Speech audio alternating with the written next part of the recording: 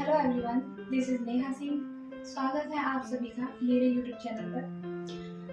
PhD के बहुत सारे ऐसे सवाल मेरे पास आ रहे थे कि आप पीएचडी दिल्ली यूनिवर्सिटी से हम पीएचडी कैसे करें और इसके बारे में कुछ तो इन्फॉर्मेशन दीजिए।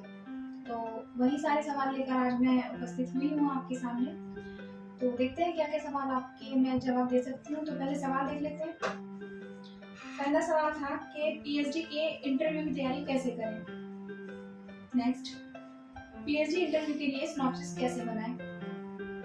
नेक्स्ट, गाइड का चुनाव कैसे करें, क्या गाइड की जरूरत होती है। नेक्स्ट क्वेश्चन, मेरा पीएचडी इंटरव्यू एक्सपीरियंस कैसा था। ये सभी जानना चाहते हैं कि मैंने इंटरव्यू किस तरह से दिया और किस तरह से मैंने दिल्ली यूनिवर्सिटी में अपना पीएचडी एनरोल कर लिया। तो हम पहला क्वेश्चन यहाँ लेंगे, पीएचडी के इंटरव्यू की तैयारी कैसे करें।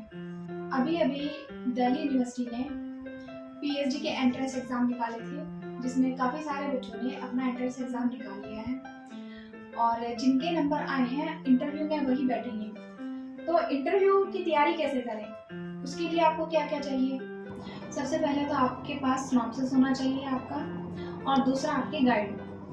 अगर आपके पास सिनॉप्सिस है और गाइड नहीं है तो भी कोई बात नहीं, आपको इंटरव्यू में बैठने के लिए फुल एलिजिबल है।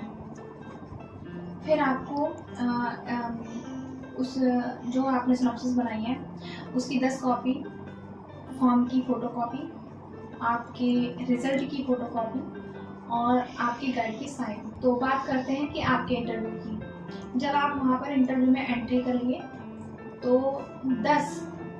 10 प्रोफेसर्स आपको पैनल में मिलेंगे। वो सारे के सारे आपसे कुछ ना कुछ सवाल करेंगे ही।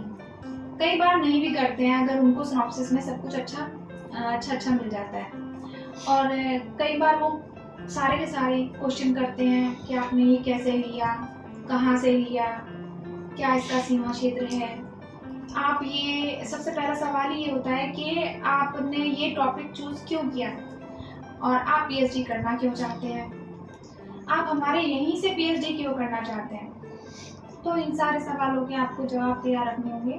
जिनके पास गाइड नहीं है वो बिल्कुल भी परेशान ना हो, क्योंकि इंटरव्यू में कई बार ऐसा होता है कि किसी की सीट खाली होती है तो वो उनको एंट्री देते हैं।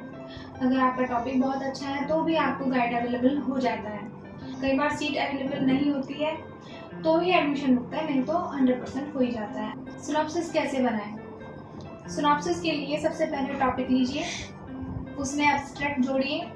उसके बाद उसमें जो भी आपको लगता है कि आपकी ये समस्या है, आपने एमए या फिर एमफिल के दौरान आपने जो भी समस्या आपने देखी हो कि हाँ मुझे इस चीज़ पर रिसर्च करना है चाहिए, तो वो टाइटल आप रख लीजिए।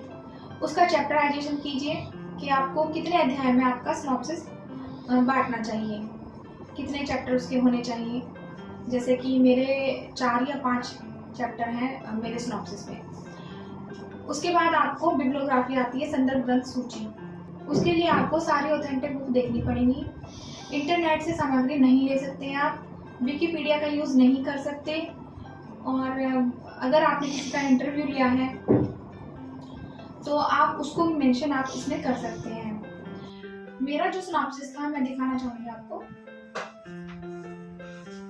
ये मेरा सिनॉप्सिस था दिल्ली यूनिवर्सिटी का, और इसमें मैंने कम से कम 10 पेज का सिनॉप्सिस बनाया मैंने। बच्चे ज़्यादा का भी बनाते हैं लेकिन मैंने ये 10 पेज का ही बनाया है। और सबसे ऊपर आप देख रहे हैं कि मेरा सिनॉप्सिस में टॉपिक का नाम है, उसके बाद मेरा नाम है और उसके बाद हमारे गाइड का नाम आता है। अगर आपके पास गाइड नहीं है तो आप इसको ब्लैंक छोड़ सकते हैं। लोगो है जिस यूनिवर्सिटी से भी आप करना चाह रहे हैं। मेरा दिल्ली यूनिवर्सिटी का था तो मैंने यही किया।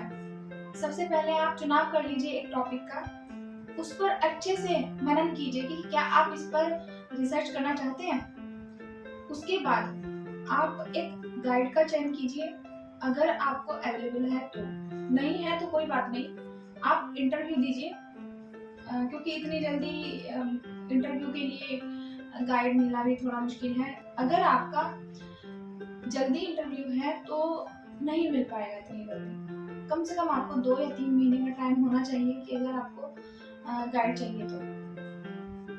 जब मैं दिल्ली यूनिवर्सिटी गई थी, मैं अपना एक्सपीरियंस अगर शेयर करूँ तो मैंने रिटन एग्ज़ाम फर्स्ट पोजीशन पर निकाला।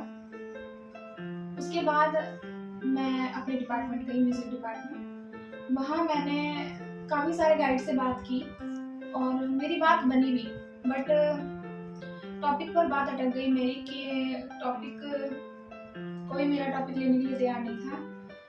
तो फिर भी चलो कोई बात नहीं, एक गाइड मिले मुझे और मैं इंटरव्यू में बैठ गई। मेरा काफ़ी मतलब टॉपिक अच्छा था, बट उसी टॉपिक पर किसी और लड़की ने भी काम कर लिया, इसीलिए मेरा टॉपिक रिजेक्ट हो गया। जब नेक्स्ट बार मैंने अपना इंटरव्यू दिया तो मैंने गाइड के साथ इंटरव्यू दिया, गाइड के साथ काम किया अपनी सिनॉप्सिस पर, और मेरी सिनॉप्सिस पर आधे से ज़्यादा काम मेरे गाइड का ही था। उन्होंने मेरी बहुत मदद की। मेरा जो सिनॉप्सिस है उत्तर और दक्षिण भारत का कंपैरेटिव स्टडीज़ है। तो इसमें क्या होता है कि हम हिंदुस्तानी म्यूज़िक से हैं जैसे, तो हमें काफ़ी सारा मैटर तो हमें मिल जाता है, बट जब हम साउथ इंडियन म्यूज़िक की बात करते हैं तो वहाँ पर आपको थोड़ा सा दिक्कत होता है। गाइड भी आपके बहुत अच्छे होने चाहिए, आपको सपोर्टिव होने चाहिए आपके लिए, और हर आपके रिसर्च में वो आपकी हेल्प करें, क्योंकि पीएचडी में आपको 4 या 5 साल रहना है, और इस दौरान अगर आपके गाइड ही अच्छे नहीं हैं तो आपका पीएचडी करना बिल्कुल बेकार हो जाएगा। तो पहले ही देखकर ये चूज़ कर लीजिए कि आपकी गाइड से आपकी अच्छी बनती हो। मेरे गाइड बहुत ही बढ़िया हैं, इसीलिए मुझे ज़्यादा दिक्कतों का सामना नहीं करना पड़ा। मेरा पीएचडी भी अब कंप्लीट होने वाला है, प्री-सबमिशन कर चुकी हूँ, जल्दी ही सबमिशन। हाँ, तो हम अपने इंटरव्यू पर थे।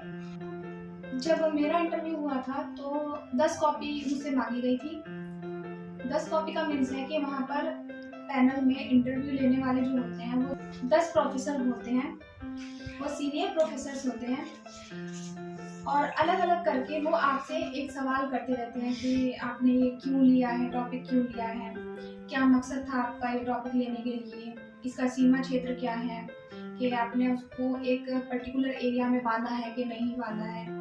उसका चैप्टराइजेशन देखा जाता है कि आपने अपने सिनॉप्सिस में कितना चैप्टराइजेशन किया है, कितने अध्याय बनाए हैं, और आपने बिब्लियोग्राफी दी है कि नहीं दी है। संदर्भ ग्रंथ सूची का इसमें महत्वपूर्ण योगदान है, क्योंकि अगर आपने कोई ऑथेंटिक बुक का यूज़ नहीं किया है तो आपका सिनॉप्सिस रिजेक्ट भी हो सकता है। तो अगर आप सोच रहे हैं कि हम लोग इंटरनेट से उठा लें या फिर किसी की चोरी करके लिख दें या किसी की नकल कर दें, तो भूल जाइए, क्योंकि दिल्ली यूनिवर्सिटी है और वो जो वहाँ पर आपका इंटरव्यू ले रहे हैं वो 10 लोग, वो महारत है हर सब्जेक्ट में। तो अगर आपको लगता है कि नहीं ये सब्जेक्ट तो वो नहीं जान पाएंगे, या फिर हमारा तो टेक्निकल है, या फिर वो कुछ भी करेंगे लेकिन आपसे सवाल करेंगे, क्योंकि 15 दिन पहले आपकी सिनॉप्सिस उनके पास चली गई है और सबके सब बहुत बारीकी से आपकी सिनॉप्सिस पढ़ रहे हैं और देख रहे हैं कि किस तरह से इस बच्चे को हम इस सवाल से उलझाएं और किस तरह से इसको हम रिजेक्ट कर दें। कई बार क्या होता है कि सीट नहीं होती तो बच्चे के लिए बहुत दिक्कत हो जाती है, लेकिन इंटरव्यू देने में कोई दिक्कत नहीं है, इंटरव्यू आप आराम से दे सकते हैं। बहुत सारे बच्चों का सपना होता है कि हम दिल्ली यूनिवर्सिटी से पीएचडी करें।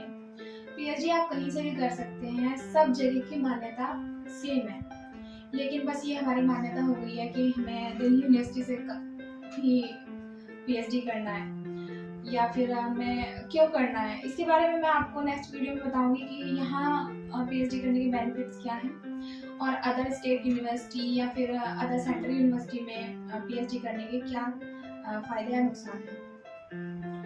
दिल्ली यूनिवर्सिटी ऑब्वियसली आपके लिए बहुत अच्छी यूनिवर्सिटी है, एक तो आपके नाम के आगे जुड़ जाता है दिल्ली यूनिवर्सिटी, फिर यहाँ पर फंड्स अच्छे हैं तो आपको स्कॉलरशिप भी अच्छी मिल जाती है, और हम बाकी चीज़ों की बातें भी करेंगे लेकिन वो नेक्स्ट वीडियो में। अगर आप में मेहनत है, लगन है, तो आप बिल्कुल भी परेशान ना हो, अच्छे से इंटरव्यू दीजिए, और मेरी ओर से आप सभी को बेस्ट ऑफ लक। अगर आपको कोई भी सवाल, कोई भी आपकी क्वेरी या क्वेश्चंस हों तो आप मुझे कमेंट बॉक्स में कमेंट कर सकते हैं।